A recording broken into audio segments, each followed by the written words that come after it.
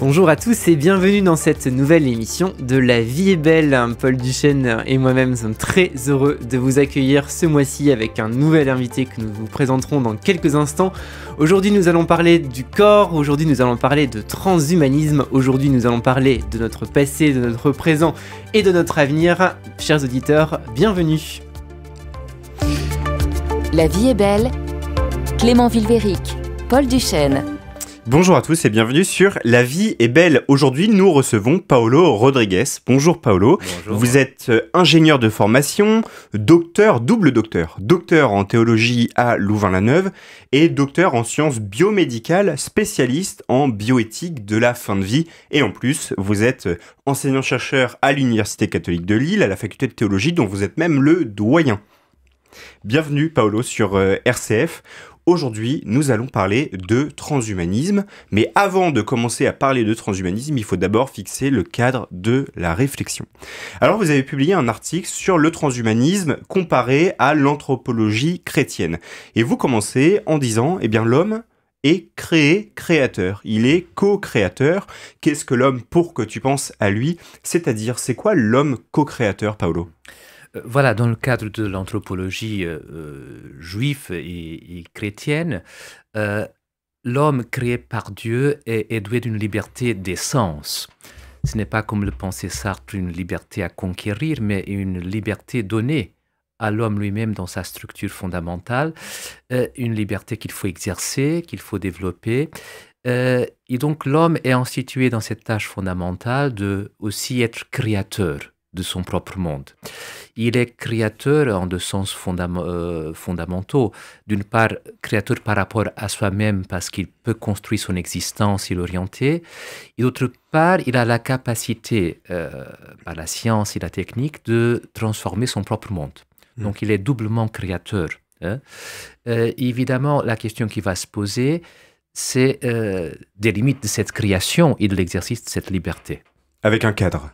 Avec un cadre qu'il faut encore développer et auquel il faut réfléchir. Alors, un petit point avant qu'on commence véritablement l'interview, pendant qu'on est en train de fixer les grandes bases, vous nous parlez des transhumanismes. C'est-à-dire, pourquoi les transhumanismes ?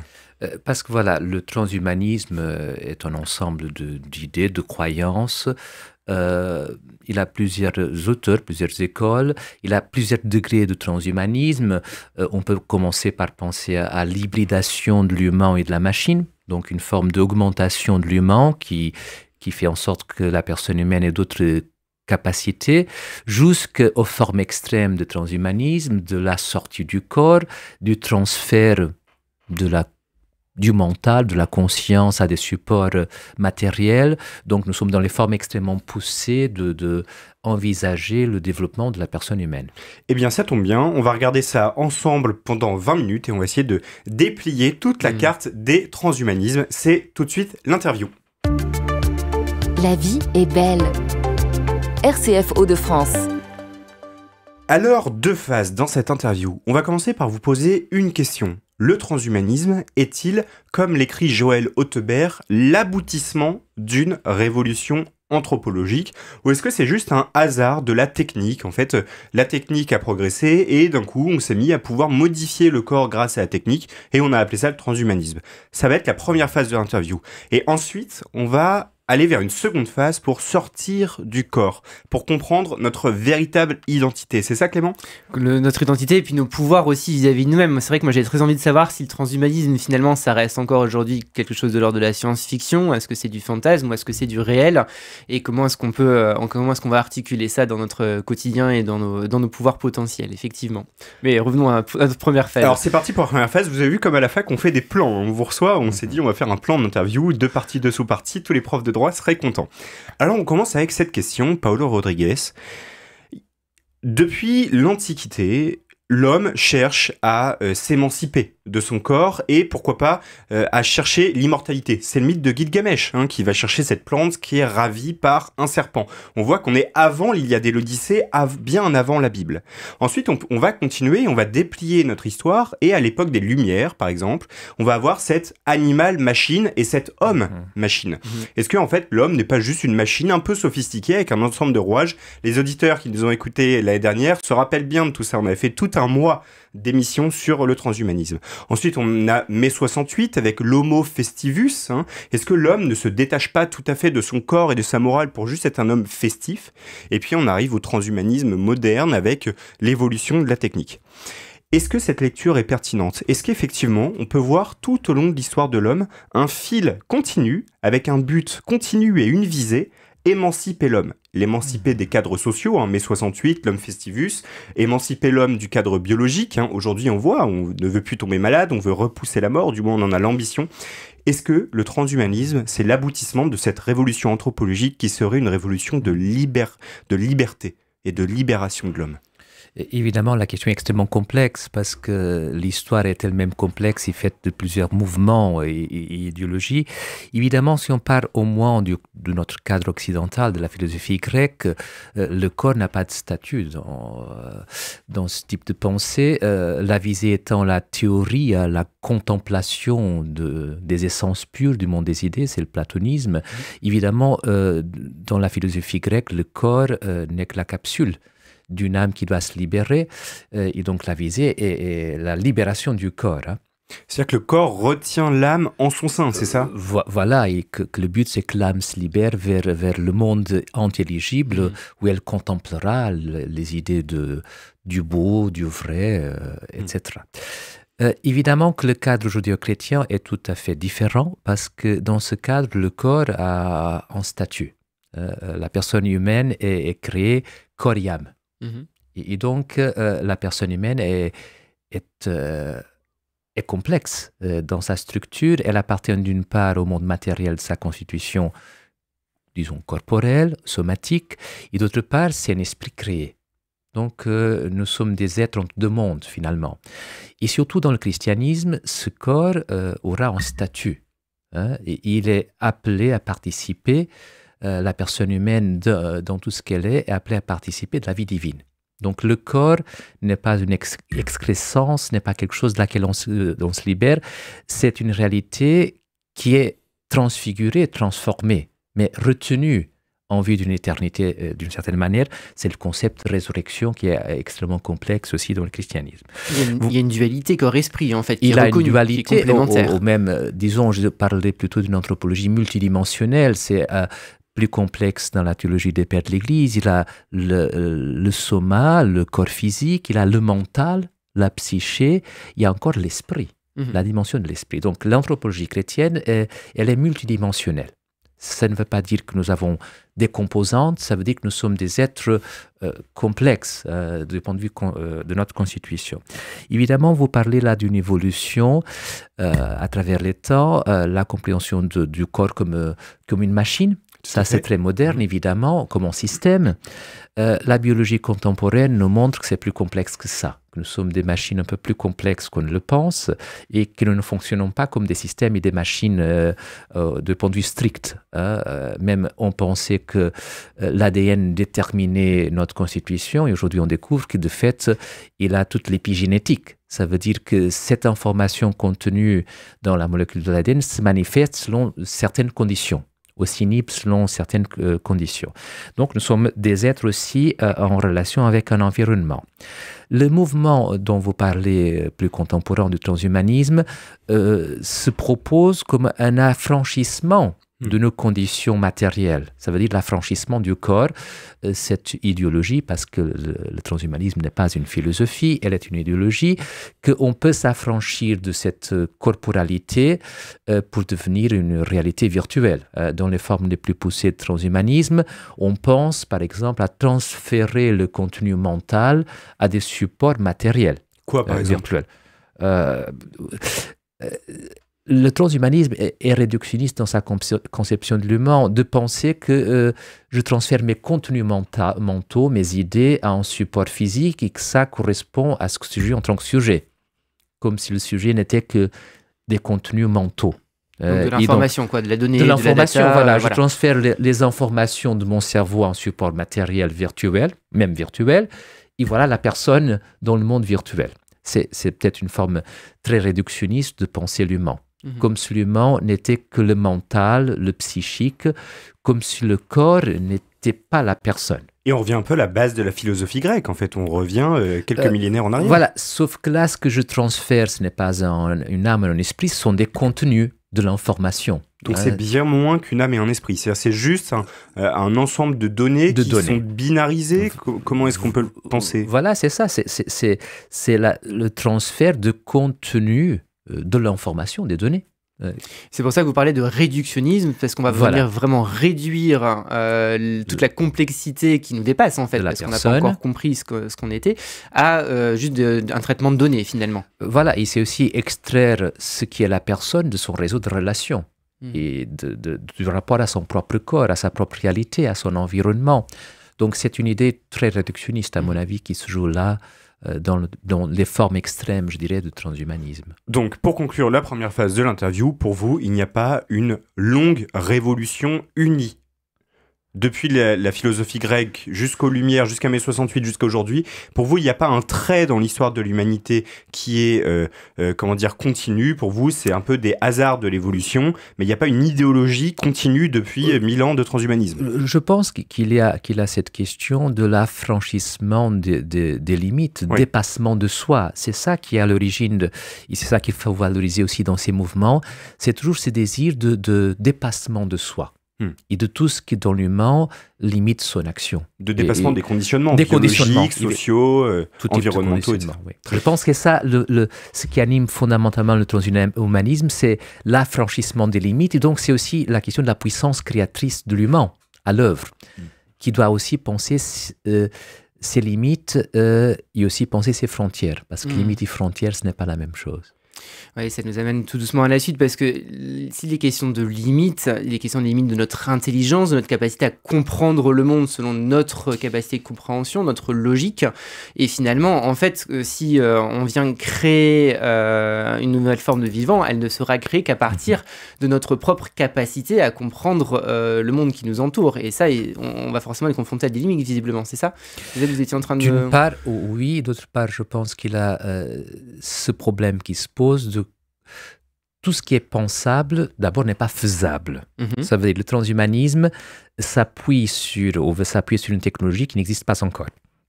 Et donc, il faut d'abord des développements technologiques qui feraient possible le dépassement ou l'augmentation de notre humanité, d'une part. Et d'autre part, il y a encore cette confusion entre le faisable et ce qui est éthiquement souhaitable. Oui, vous expliquez dans l'article, la liberté, c'est pas la possibilité de tout faire. Voilà. En fait, tous les possibles ne sont pas souhaitables. C'est ça. Et donc ça, dans un cadre du judéo-christianisme, la Genèse, ce récit fondateur, nous dit qu'être créateur, ce n'est pas avoir une toute-puissance infinie, mais c'est plutôt la capacité de maîtriser sa puissance. C'est ce qui est symbolisé dans le récit de la Genèse par ce 7e jour. Où Dieu prend distance d'une part de sa création, mais de fait, il met des limites à sa puissance créatrice. Le vrai créateur est celui qui est capable de maîtriser sa puissance. Une puissance sans contrôle peut être dangereuse et destructrice. Et donc la question qui se pose à notre temps, par rapport à la puissance créatrice de la personne humaine, c'est quelles sont les limites qu'on peut se donner qui respectent notre humanité et finalement notre nature, ce qui est donné. Donc il est vraiment question, pour discerner nos limites, d'une interrogation, d'un processus de compréhension de ce qu'est notre identité humaine, de ce qu'est notre condition humaine, et de quoi est-ce qu'on dispose en fait pour comprendre ce qu'est l'homme.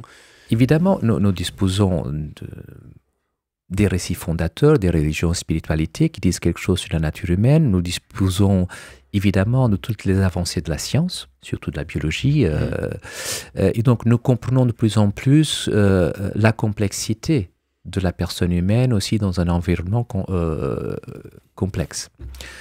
Pour moi, la question, c'est toujours penser les limites de notre action. Et surtout, le cadre que nous avons aujourd'hui, il hérite encore de l'existentialisme de Sartre. Ça veut dire, le premier, ce n'est pas l'essence, le premier, c'est l'existence. Et l'homme se donne lui-même sa propre essence. Oui, c'est le rapport à soi-même, en fait. C'est le rapport à soi-même. Or, la donnée de base, c'est que je suis donné d'abord à moi-même. Je me reçois d'une certaine manière. Et donc, il y a quelque chose qui est donné.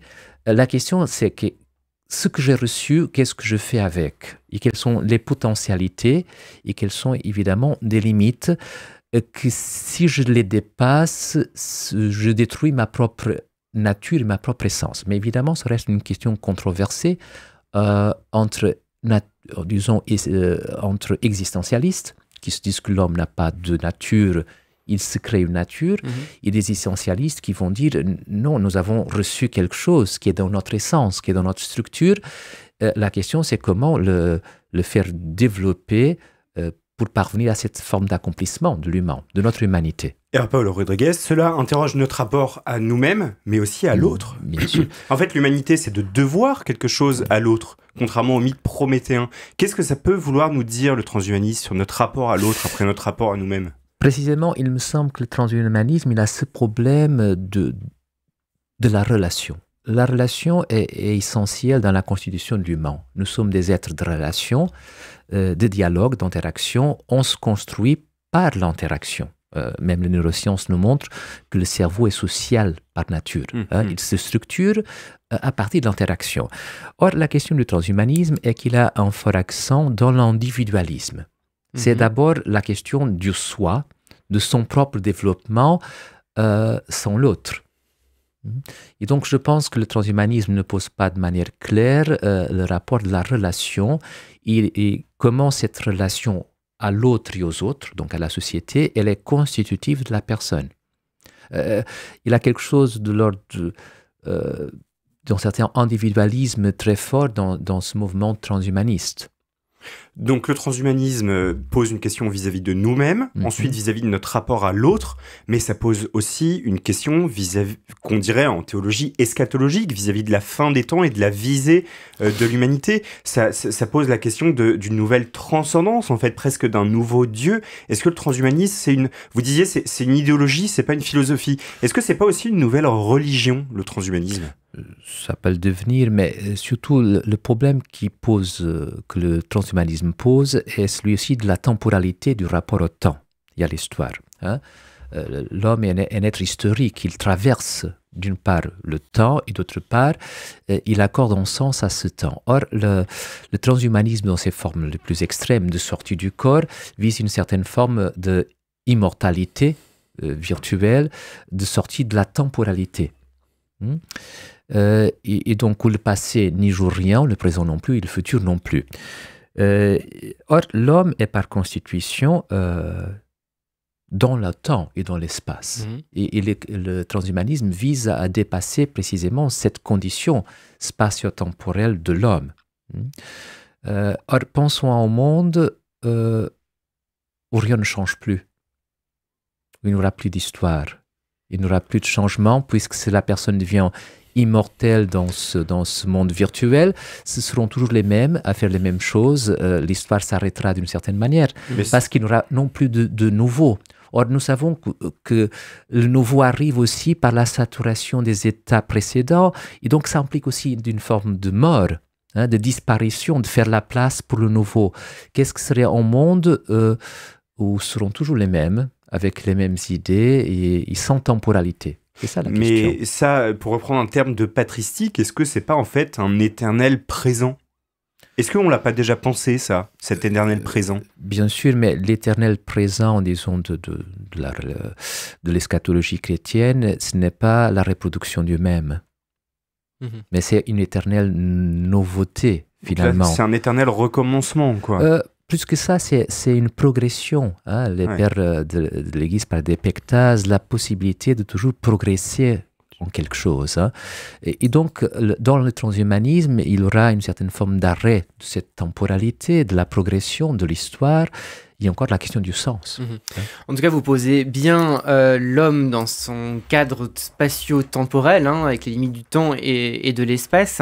Si le transhumanisme nous permet de nous libérer de nos limites, quel sens cela pourrait-il avoir? C'est une question que vous posez aussi dans votre article et qui m'a beaucoup intéressé.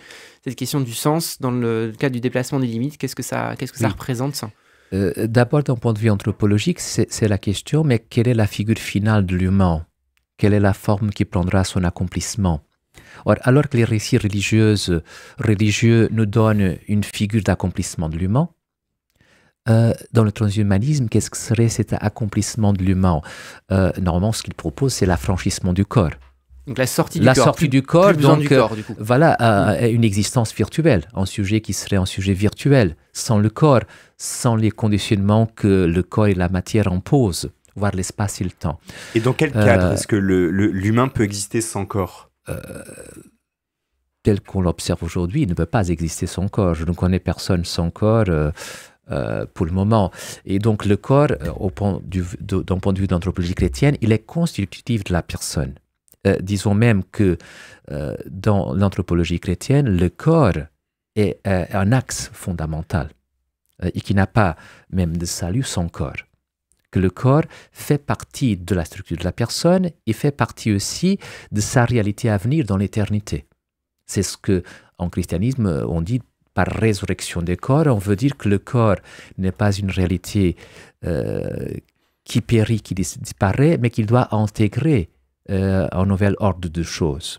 Que rien ne se perd finalement. Ça, je veux bien qu'on éclaircisse encore un tout petit peu, alors, parce que vous nous avez parlé du transhumanisme qui va venir écrire des données de nos vies sur d'autres supports que le support biologique. Donc finalement, la principale limite dont on a parlé dans cette émission, c'est celle du corps. C'est le corps qui nous installe dans un cadre, dans une limite, etc. Et on aurait la liberté de s'en émanciper, on aurait la liberté d'en sortir pour pouvoir, du coup, obtenir ce que le corps ne nous permet pas d'obtenir. Mais comment appelle-t-on cet état sans corps, finalement? Je ne sais pas si ça pourrait s'appeler une personne. D'accord.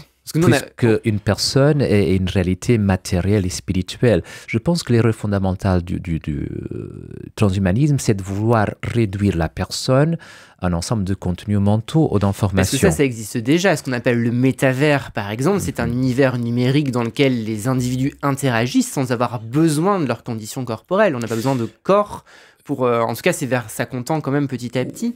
Bien sûr, le métavers, c'est un monde virtuel, mais de même, il a des personnes réelles derrière. D'accord, pour l'instant. Pour l'instant. Parce que c'est la première phase. Évidemment. Mais je ne peux pas m'imaginer ce que c'est une personne sans corps ou un sujet qui serait réduit à un ensemble de contenus mentaux. Et ça, par exemple, je pense qu'on peut beaucoup apprendre la réflexion du bouddhisme, par exemple, par rapport à la nature du mental. Et de l'illusion du mental. Notre problème, c'est que nous sommes fondamentalement cartésiens et que nous avons identifié le sujet avec le mental. Je pense, donc j'existe. Voilà, mais qu'en est-il du corps? Parce que je pense que la science, la neuroscience, la médecine nous montrent que le corps participe à ces processus aussi. Mais Paolo Rodriguez, vous voyez qu'on va vers un monde qui est qui correspond de moins en moins à cette définition. Par exemple, des jeux vidéo existent où vous devez acheter avec de l'argent réel une voiture de sport dans un jeu vidéo virtuel. Voilà. Où vous achetez aussi un titre de propriété, 10 000 mètres carrés sur telle rue. Et en fait, la question c'est, est-ce qu'on va pas vers cette société où on s'affranchit de plus en plus du corps, où les rencontres se feront sur le métavers, depuis chez nous certes, mais on devra payer pour avoir un avatar plutôt évolué, c'est lui qui sortira de chez nous pour aller à la rencontre du monde. Et on prendra rendez-vous avec notre médecin sur le métavers, pourquoi pas avec des données de télémédecine ou de médecine à distance, on va pouvoir mesurer nos constantes dans des machines ou dans des cabines, sans plus voir ce médecin. En fait, on va vers ce monde. Évidemment, c'est une phase de transition, on le voit bien. Ce que nous ne pouvons pas encore mesurer, c'est l'impact de ces nouvelles réalités sur notre cerveau qui reste essentiellement adapté à un monde réel. Donc, ce qui m'intéresse aussi, c'est ce que les neurosciences pourront nous dire dans le futur sur l'impact de ce monde virtuel sur le développement des enfants, des adolescents, des adultes, parce que notre cerveau est préparé pour interagir avec l'environnement. Nous avons besoin de stimuli. Sensible. Il a aujourd'hui beaucoup d'expériences dans les chambres isolées où il n'y a pas de stimuli et on voit tout de suite que le cerveau commence à produire des hallucinations. Et donc, notre cerveau est préparé pour interagir avec la matière, l'environnement. Donc, comment va-t-il réagir à un ambiant absolument virtuel? Sortir du corps, est-ce que c'est encore être vivant? On va conclure dans un tout petit instant. Paul Rodriguez, en vous écoutant, je me suis souvenu d'une pub de Pirelli. Sans maîtrise, la puissance n'est rien. Vous savez, les pneus, hein, vous pouvez avoir toute la puissance dans le moteur, si c'est pas rattaché à la route, ça ne sert à rien. Ça m'a un peu fait penser à ce que vous nous disiez concernant le transhumanisme. Hein. Sans maîtrise, la puissance n'est rien. Et j'ai beaucoup aimé la fin de tout ce que vous avez dit, la conclusion de votre propos. L'être humain est un être de relation charnelle, non pas virtuelle. Le cerveau a biologiquement besoin du réel et du biologique, en fait, du concret, de la chair. Il a besoin du vivant. En fait. Il a besoin du vivant. Évidemment, nous sommes une réalité complexe et je pense qu'une observation plus profonde de notre propre nature, et là je fais beaucoup de confiance aux sciences, évidemment, surtout aux sciences de la vie, vont nous donner peut-être des orientations pour le futur en montrant que ce cerveau est d'une part social, il a besoin d'interaction, qu'il est ancré dans une chair, qu'on ne pense pas simplement avec sa tête, mais avec tout son corps. Hein, les sciences nous montrent bien tout cela, que nous sommes une totalité. Merci beaucoup Paulo Rodriguez de nous avoir Paulo. rejoint aujourd'hui. On se retrouve dès la semaine prochaine pour décortiquer cette interview. À la semaine prochaine sur La Vie est belle.